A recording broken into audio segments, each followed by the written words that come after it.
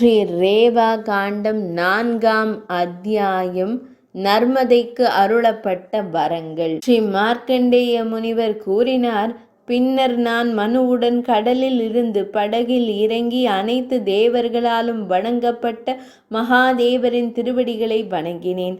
அவர் தங்கத்தின் ஒளியுடன் கூடியதும் பல வண்ண பாறைகளை கொண்டதுமான திரிகூட மலையின் சிகரத்தில் வீற்றிருந்தார். அந்த பெருமான் ஒரு பெரிய சிகரத்தில் அமர்ந்திருந்தார். அவருடன் 1 கோடி ருத்ரர்கள் இருந்தனர். பிறப்பற்ற மாற்றமில்லாத அனைத்து உயிர்களுடனும் ஒன்றான உன்னத ஆன்மா கொண்ட அந்த பெருமானை நாங்கள் இருவரும் வணங்கினோம். மதிப்பிற்குரிய மன்னரே, குருவம்சத்தின் வழி தோன்றலே, நான் அந்த பயங்கரமான பரந்த நீர் பரப்பில் ருத்ரருடன் 1000 யுகங்கள் தங்கியிருந்தேன்.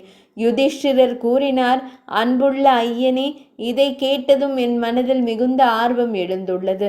எனவே என் உறவினர்களுடன் நான் கேட்டுக்கொண்டிருக்கும் போதே தாமரை இதழ்களை போன்ற விழிகளை கொண்ட அந்த பெண் யார் என்பதை குறித்து விரிவாக கூறுங்கள். அவள் இருளால் சூழப்பட்ட அந்த பரந்த கடல் போன்ற நீர்ப்பரப்பில் ஒரு யோகியைப் போல அலைந்து கொண்டிருந்தாள்.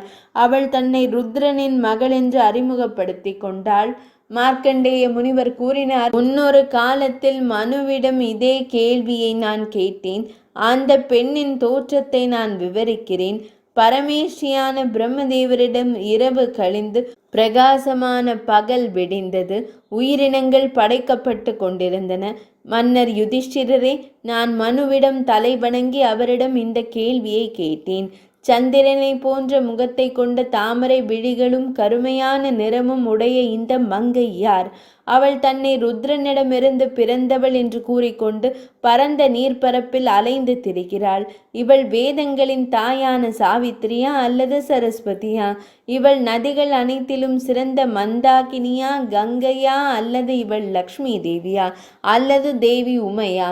இவள் காளராத்திரியாக இருக்கலாம் அல்லது இன்பத்திற்குரிய பிரகிருதியாக இருக்கலாம். புனிதரே, இதை எனக்கு கூறுங்கள். அவள் நிச்சயமாக அமிர்த சம்பவ அமிர்தத்தின் மூலம் அல்லது அமிர்தத்திலிருந்து தோன்றியவள். அரவங்களும் ராட்சசர்களும் அழிந்து போன பயங்கரமான தோற்றம் கொண்ட அந்த பரந்த கடல் போன்ற நீர்ப்பரப்பில் அவள் அலைந்து திரிகிறாள். மனு கூறினார், அன்பனே கேட்பாய். இந்த சிறந்த நிறம் கொண்ட மங்கை ருத்ரனிடமிருந்து எவ்வாறு தோன்றினாள் என்பதை நான் முறையாக விளக்குகிறேன்.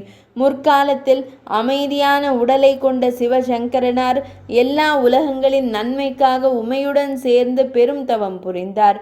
தன்னடக்கத்தின் தலைவரும் எல்லா உயிரினங்களின் உள்ளுரை ஆன்மாவுமான அவர் ருஷசைல மலையில் ஏறி கடுமையான தவம் புரிந்தார். அவர் எல்லா உயிரினங்களுக்கும் கண்ணுக்கு தெரியாதவராக இருந்தார். அந்த இறைவன் தவம் செய்து கொண்டிருந்த போது அவருடைய உடலில் இருந்து வியர்வை வெளிப்பட்டது. ருத்ரனாரிடமிருந்து தோன்றிய அந்த வியர்வை துளிகள் அந்த மலையை வெள்ளத்தில் ஆழ்த்தின. அதிலிருந்து மிகுந்த புண்ணியம் வாய்ந்த சிறந்த நதி பிறந்தது.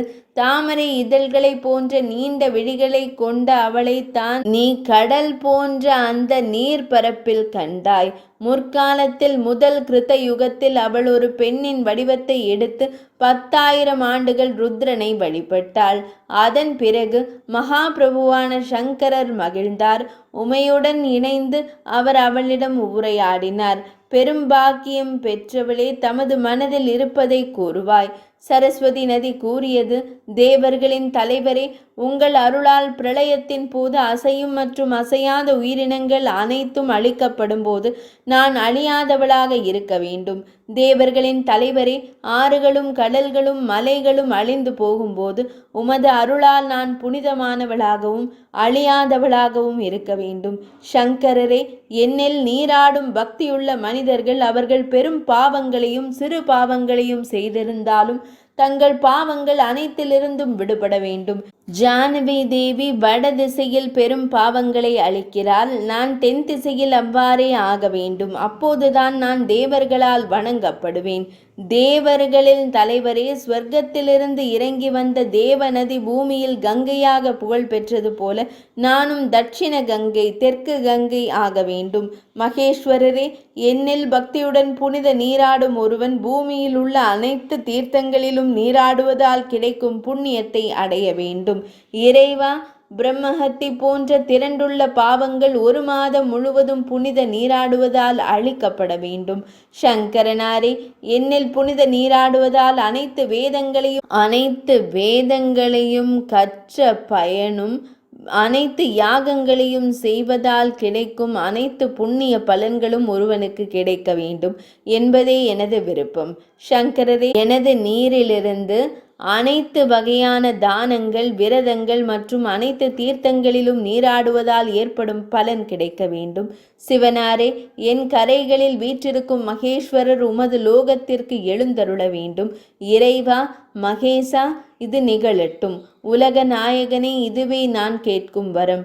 தாமும் உமையவளும் மற்ற தெய்வங்களும் என் கரைகளில் எப்போதும் தங்கியிருக்க வேண்டும் என்று விரும்புகிறேன்.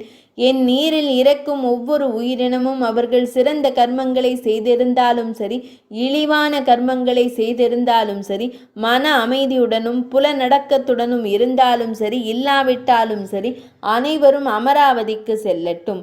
தேவர்களின் தலைவரே, தாம் மகிழ்ந்து இதுவே தகுந்தது என்று கருதினால் நான் 3 உலகங்களிலும் பெரும் பாவங்களை அளிப்பவளாக புகழ் பெற வேண்டும். சிறந்த மன்னரே, நர்மதை இந்த வரங்களையும் மற்ற தெய்வீக வரங்களையும் காளை வாகனனார் இறைவன் ஈசனாரிடம் வேண்டினாள். மகிழ்ந்த ஈசன் கூறினார். ஸ்ரீ மகேசர் பதிலளித்தார். குற்றமற்றவளே, அதாவது புகழத்தக்கவளே, புகழ் பெற்றவளே, நீ கூறியவை, தாம் வேண்டியவை அவ்வாறே நிகழட்டும். தாமரை கண்ணியே, உன்னை தவிர எல்லா உலகங்களிலும் இந்த வரத்தை பெற தகுதியானவர் வேறு யாரும் இல்லை. சிறந்த முகமுடையவளே, என் உடலில் இருந்து நீ தோன்றிய காலத்திலிருந்தே நீ பக்தர்களை எல்லா பாவங்களிலிருந்தும் விடுவிப்பவளாகிவிட்டாள் என்பதில் ஐயமில்லை.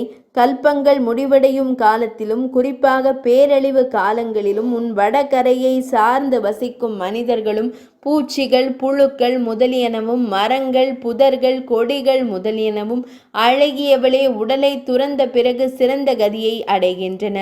பக்தியிலும் புனித சடங்குகளிலும் மிகுந்த மதிப்புள்ள பிராமணர்கள் தென்கரையை சார்ந்து இறக்கும் வரை அங்கு வசித்தால் அவர்கள் பித்ருக்களின் உலகத்திற்கு செல்கிறார்கள். உன் வேண்டுகோளின் படியும் வேறு சில காரணங்களுக்காகவும் நான் எப்போதும் உமையுடன் உன் கரைகளில் தங்கியிருப்பேன்.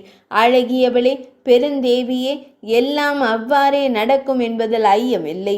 என் கட்டளைப்படி பகவான் ஸ்ரீ மகாவிஷ்ணு, பிரம்மதேவர், தேவேந்திரன், சந்திரன், வருணன் மற்றும் சாத்தியர்களுடன் தெய்வங்கள் உன் வடகரையில் வசிப்பார்கள். அதேபோல் பெரும் அழகுடைய தேவமங்கையே மற்றவர்கள் என்னுடனும் பித்ருக்களுடனும் தென்கரையில் தங்கியிருப்பார்கள். இதுவே உனக்கான வரம். செல்வாயாக, விரைந்து செல்வாய். பாக்கியசாலியே, மனிதர்களை பாவங்களிலிருந்து விடுவிப்பாயாக. முனிவர்கள், சித்தர்கள், தேவர்கள் மற்றும் அசுரர்களின் குழுக்களுடன் சேர்ந்து அங்கு செல்லுங்கள். இவ்வாறு கூறிய பிறகு நானும் மனுவும் முறைப்படி வணங்கியதும் சிவபெருமான் உமையுடன் மறைந்து போனார். எனவே இந்த மிகுந்த புண்ணிய நதி பெரும் பாவங்களை அளிப்பதாக கூறப்படுகிறது. நீங்கள் கேட்ட அந்த பெண் இவளே. நீங்கள் ஆச்சரியப்பட வேண்டாம். இவள் 3 உலகங்களிலும் நன்கு அறியப்பட்ட பெரும் புண்ணியம் வாய்ந்த கங்கைக்கு இணையானவள். இவள் தனது 15 வெவ்வேறு கிளைகளால் 10 திசைகளையும் வெள்ளத்தால் நிரப்புகிறாள். அவை சோனா, மகாநதா, நர்மதா, சுரசா, மந்தாகினி, தசார்ணா, சித்திரகூடா, தமசா, விதசா, கரபா, யமுனா, சித்ரோத்பலா, விபாசா, ரஞ்சனா மற்றும் வாளுவாகினி. இவை அனைத்தும் ருஷமலையின் பாதங்களில் இருந்து பிறந்தவை. அனைத்தும் ருத்ரனிடமிருந்து தோன்றியவை. அனைத்தும் புண்ணியமானவை, மங்களகரமானவை மற்றும் நன்மைகளை வழங்குபவை. அவை எல்லா பாவங்களையும் அளிக்கின்றன. வேத விற்பன்னர்களாலும் இந்த புனிதமான பெயர்களாலும் புராணங்களை அறிந்த புகழ் பெற்றவர்களாலும் ராஜ்யபர்கள் மற்றும் சோமபர்கள், பித்ருக்களின் வகைகள் ஆகியோராலும் இவள் போற்றப்படுகிறாள். மனிதர்களில் சிறந்தவனே, அனைத்தும் விவரிக்கப்பட்டுவிட்டது. மங்களகரமானதும் மனுவால் கூறப்பட்டதுமான இது சிறப்பானது பரத குலத் தோன்றலே, அமிர்தாவின் தோற்றம் ஒப்பிட முடியாத அளவிற்கு புனிதமானது.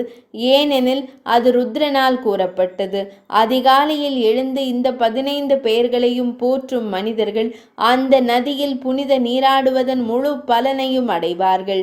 தங்கள் மனித உடலை துறந்த பிறகு 100 மணிகளின் ஒலியுடன் முழங்கும் சூரிய ஒளி போன்ற விமானத்தில் ஏறி அவர்கள் மிக உயர்ந்த பதவியை அடைவார்கள். 4ஆம் அத்தியாயம் இனிதே நிறைவடைந்தது.